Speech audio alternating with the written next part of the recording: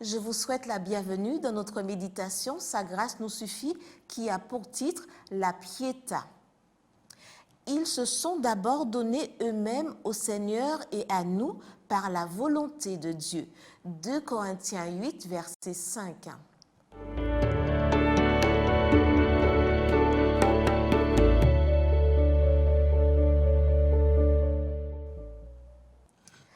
Une vie pieuse est une vie spirituelle, sainte, fidèle, ayant déposé aux pieds du Seigneur tout ce que nous sommes et possédons. C'est notre réponse à la miséricorde de Dieu. Notre amour et notre fidélité envers Dieu se projettent dans l'amour et la fidélité que nous manifestons à notre prochain. De cet amour pour Dieu découle un amour fraternel entre les hommes. Dans ce chapitre 8, la grâce de Dieu et la piété des croyants se traduisent par une action généreuse pour aider ceux qui sont dans le besoin. Pour Paul, une vie pieuse est disposée à répondre aux besoins des autres. Elle se manifeste ainsi, premièrement, par une contribution sincère, c'est-à-dire la générosité du croyant est le résultat des bénédictions de Dieu. C'est l'occasion pour le croyant de démontrer l'authenticité de son amour, de se reconnaître comme un intendant et non comme le propriétaire des ressources de Dieu. Deuxièmement, par une contribution volontaire, c'est-à-dire le bon exemple. Par exemple, des Macédoniens n'étaient pas destinés à créer des rivalités ou de la concurrence. La contribution devrait se faire librement.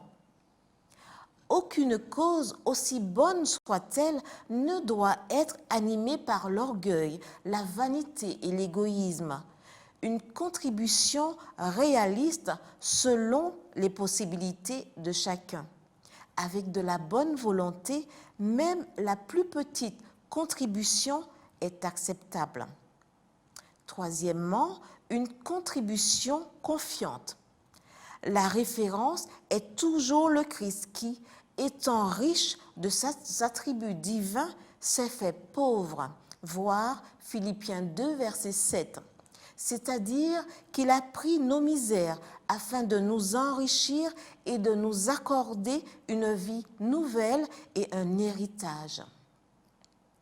La Pietà est une sculpture de la Renaissance italienne créée par Michel-Ange en 1499 alors qu'il n'avait que 24 ans. Cette œuvre se trouve à la basilique Saint-Pierre du Vatican à Rome. La sculpture représente une scène ne figurant pas dans les évangiles. Marie tenant le corps du Christ après sa descente de la croix. La sculpture est en marbre de Carrare.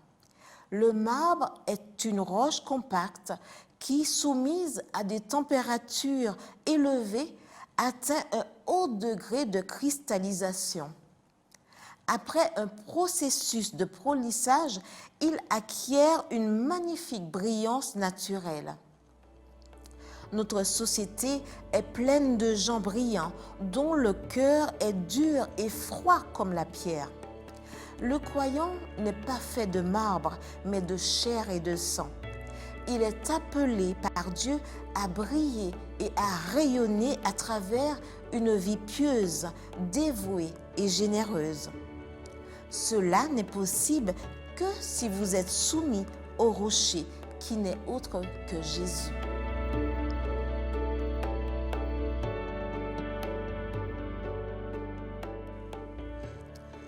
Ne soyons pas un rocher comme le marbre, brillant par lui-même. Il vaut mieux vivre en dépendant du rocher et en étant soutenu par lui. Alors, notre éclat sera le reflet de l'éclat de Jésus. Amen.